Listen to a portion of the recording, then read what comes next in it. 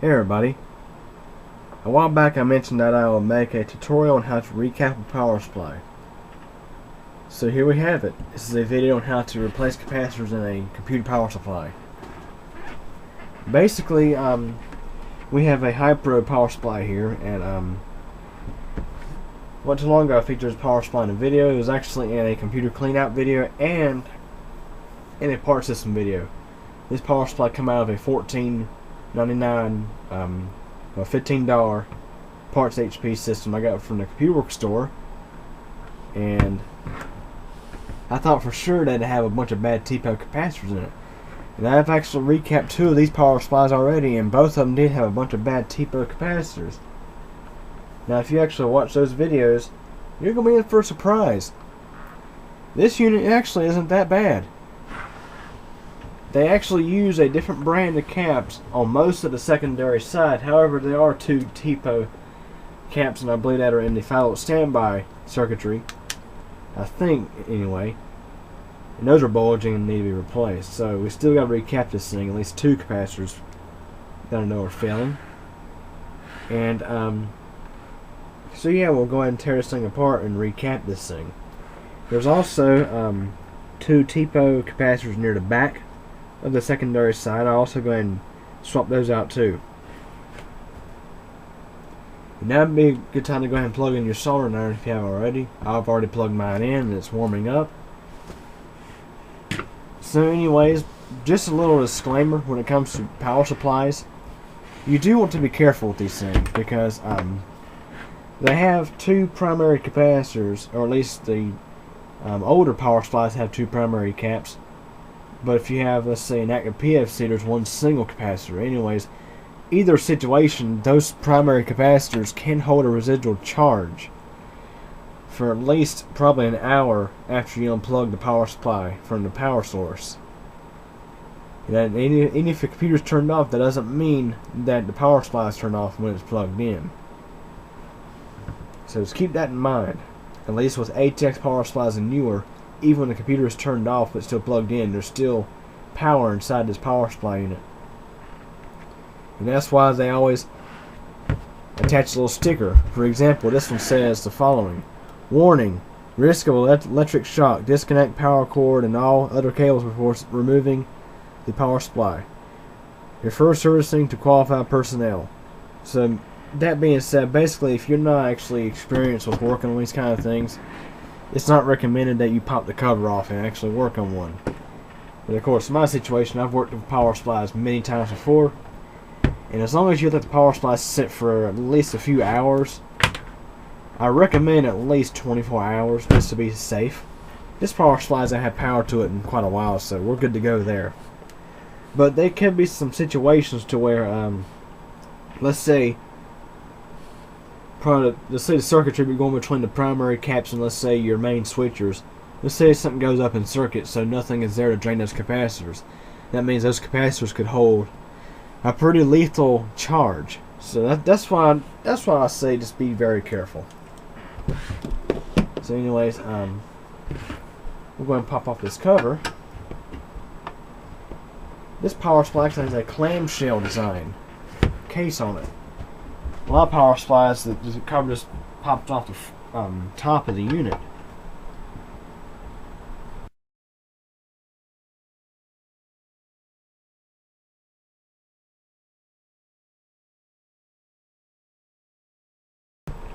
Which, by the way, the model of this power supply is a HiPro HP-D3057F3R.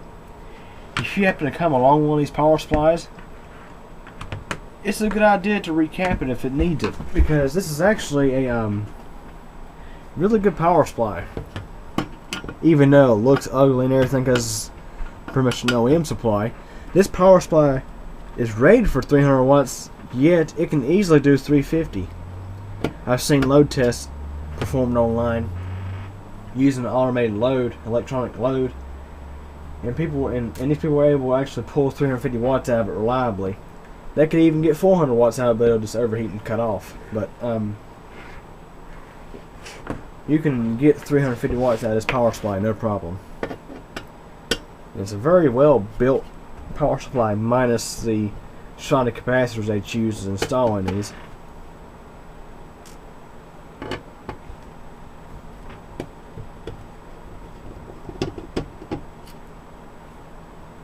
So anyways, there was, let's see, 6 screws total in this power supply casing. And since it's a clamshell, it just pulls off. But first, we got to cut this zip tie. If you can see, it's right there. It's holding the wires to the back of the clamshell. We're going to cut that. Be careful not to get the wires. Okay, that's cut.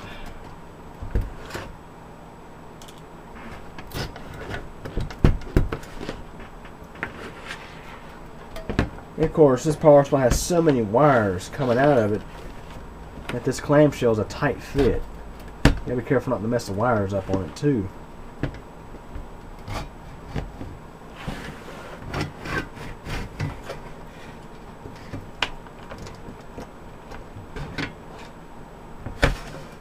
So the last one of these units I worked on, I actually took some electrical tape and actually wrapped around these wires to protect the wires. This power supply is extremely well built.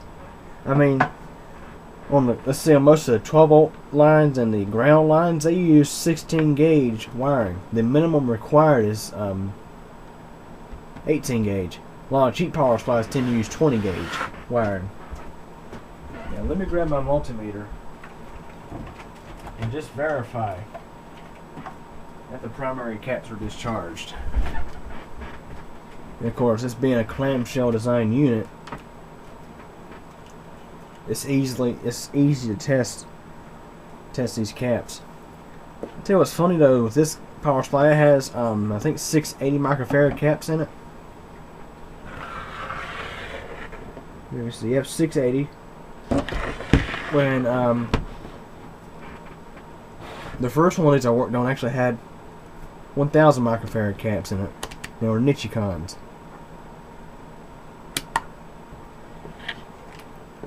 Of course, as I mentioned, the cap should be discharged by now, but it doesn't hurt to test, just to be sure. I figured I'd do it just to demonstrate.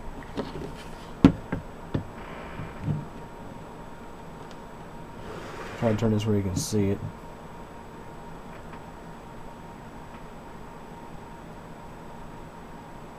That cap's discharged. Okay, I went ahead and replaced those 2 bad caps that are up in this area because they're hard to get to and wouldn't make a really good tutorial of replacing. Though we have some TPOs in here I'm going to replace because those are also known to go bad. And these are 16 volt 1000 microfarad caps, and I'll go ahead and get those replaced and show you how to replace them. First thing you want to do is you want to go ahead and cut away any glue that's holding the caps in place, because it's tough to get, it just gets right in the way. But you can do this with a pair of dikes.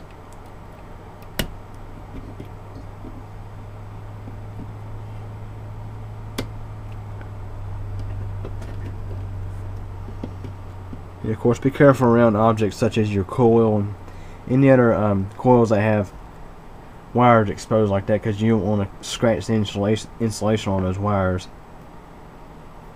You can hard to do this with one hand.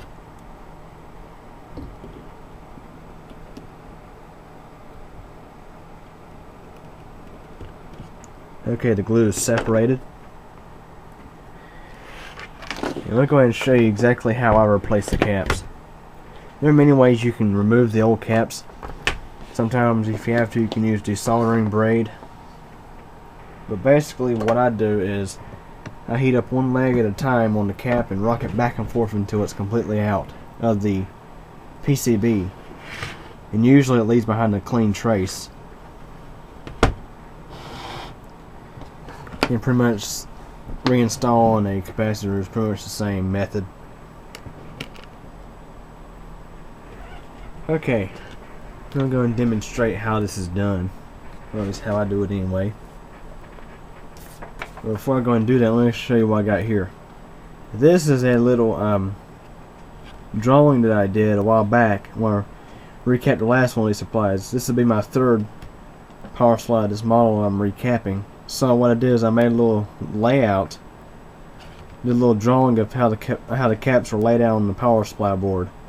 I got their polarities, their values, their locations, like drew some coils, that kind of stuff. This is kind of get you an idea of where everything's located.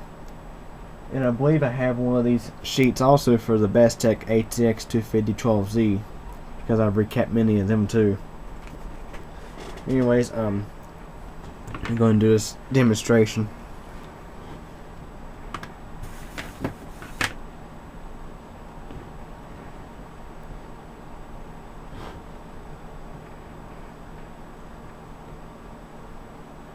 Of course, there are the traces for the caps I'm removing.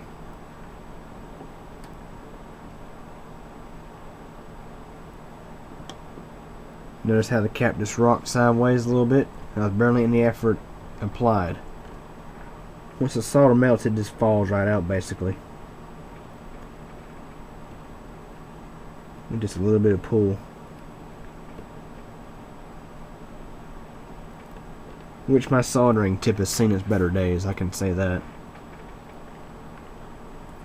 And amazingly, this power supply still is pretty filthy, even though I did hit it with the air compressor. I'll have to hit it again, I guess. And of course, be careful around surface mount components like what you see next to these traces. Notice I got a hole here.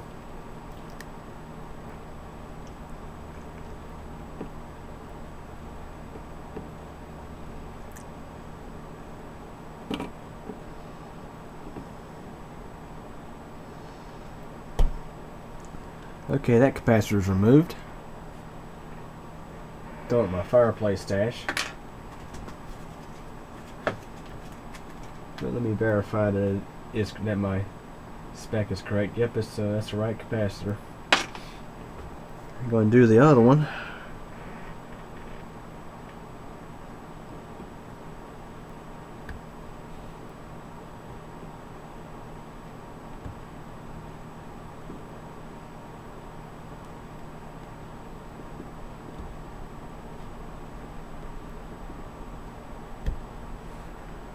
And another thing you want to be careful about when you're doing soldering work like this, be sure that you don't have little stray pieces of solder laying around after you get done, because that will get up against a tracer or something and short something out, and that's something you don't want to have. That happened to me many years ago when I was doing some practice soldering. It was actually the first time I ever soldered inside of a power supply. So soldering takes practice. You want to do plenty of practice before you work on something like this, especially if you're working in the primary side where the high voltage is at. Because I've actually done coils and caps and stuff in the high voltage side before too. So always keep that in mind. And of course, what I usually do is I harvest capacitors off of other power supplies and things. It's not the most recommended thing to do. People always say you're better off with new caps. And of course, sometimes I'll use new caps, but I've used harvested pulls. Never had a problem. The power supplies that I have recapped have been put into service. Some of them have been going for many years now. It's in previous two HiPros that I worked on are both in service and are working just fine.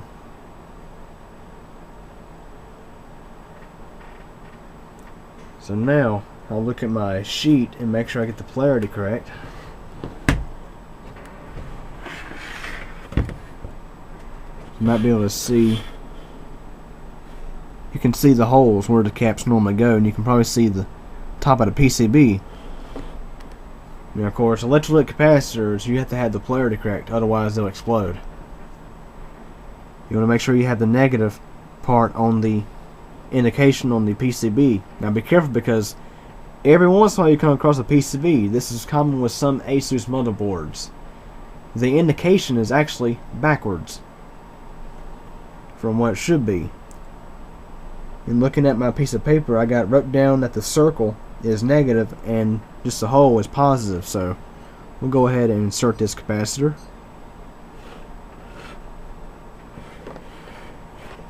I'll take the power supply out of the video for just a minute. Let me go ahead and insert this. So basically, if you don't have a 100% clean hole, what you can do is hold the capacitor in and pretty much do the same method that you use to remove the capacitor, just in different order, just opposite order. Instead, you're pushing in, but don't push hard because you don't want to damage your capacitor. Make sure you can see what I'm doing here.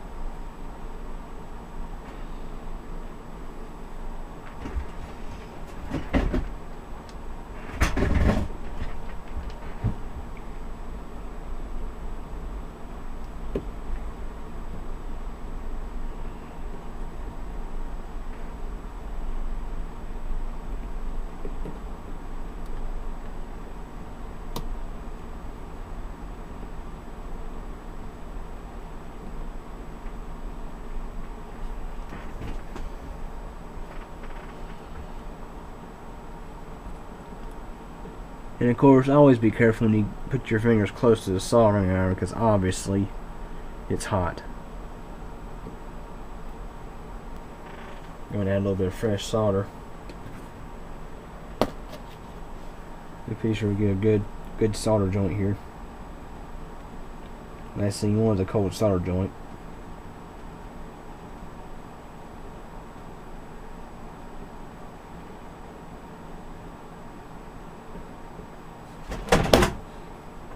Okay. Now, of course, my soldering is not the prettiest in the world.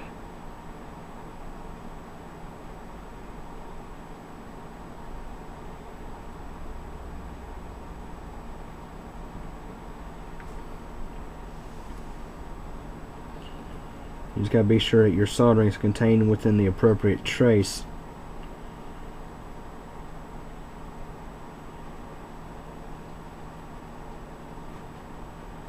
The other side looks good.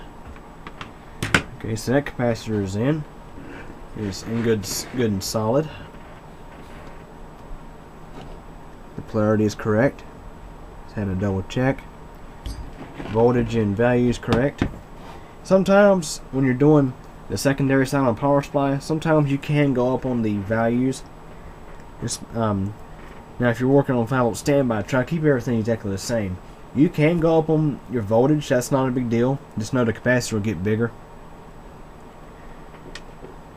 Yes. And let's say you're working with a 5-volt circuit, you can safely replace a 10-volt cap with a 6.3. I've done it many times, never had a problem, because the voltage is still within the capacitor's rating. You see, with this one, the negative goes that way.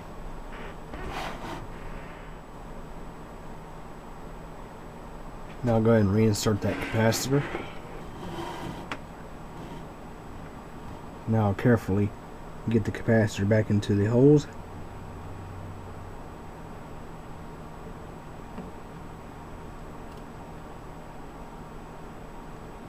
Which of course has to be very careful with this one, because that surface mount component is right there next to it. You see it right there. It's either another capacitor or a resistor 1. Yeah, the legs were much longer on this cap. Much better.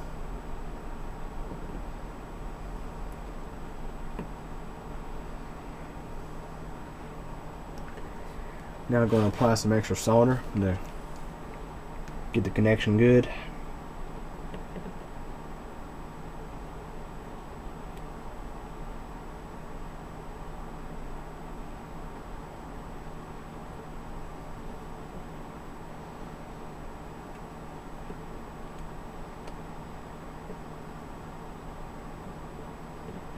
I say it's getting time for a new soldering tip, or I need to fix this one. I shouldn't have to go through this much trouble.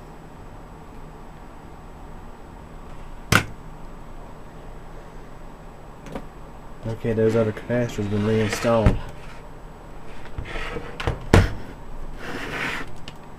Here's how it looks.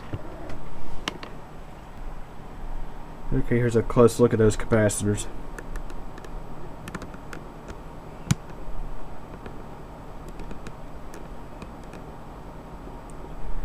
Now it's just to go ahead and put everything back together.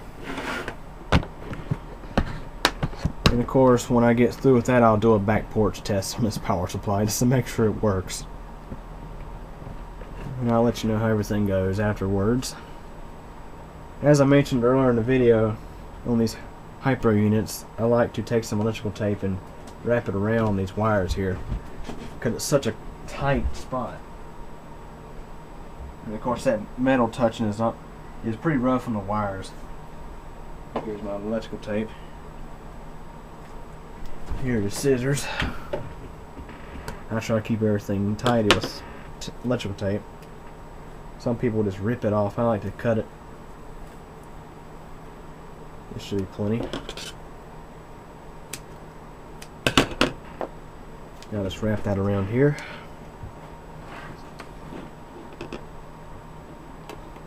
I can pretty much see where the metal actually hits the wires. You can actually see on the wiring. And of course, this fan wire's got to get right in the way. I gotta make sure it's good and tight. I can't have this being loose.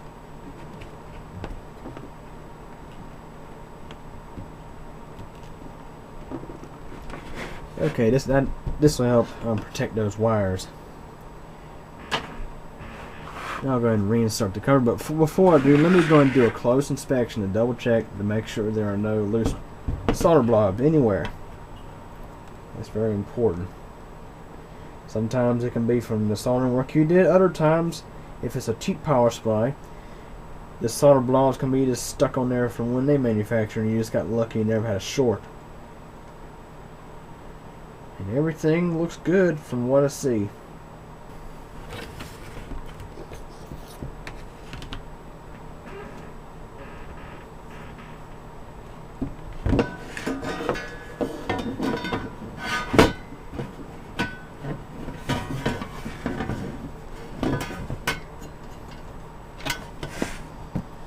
And then back the camera off just a little bit. And I have plans to make a contraption to actually hold my camera up above my table to help improve the quality of my videos. And we can actually see what I'm doing a lot better than from the side. Because oftentimes my hands end up in the way and everything else. Of course, gotta watch these wires.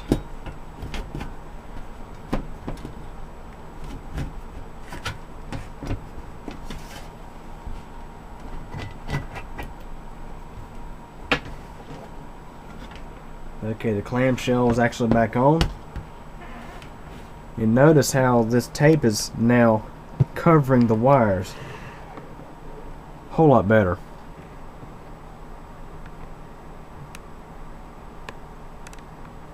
Helps protect those wires.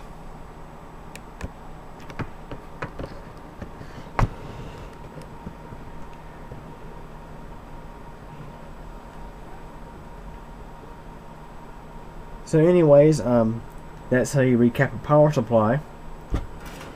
I'm going to reinstall the screws.